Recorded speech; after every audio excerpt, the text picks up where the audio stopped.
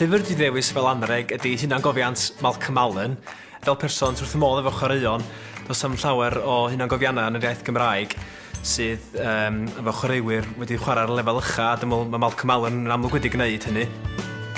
Mae'r straeon o fewn y llyfr yn wych, mae gennym ni'r llon a'r lledd, y llon o fod Malcolm wedi chwarae ar y lefel ucha, a'r lledd o fod wedi gorau ymddeol anffodus yn 8 mlwydd oed.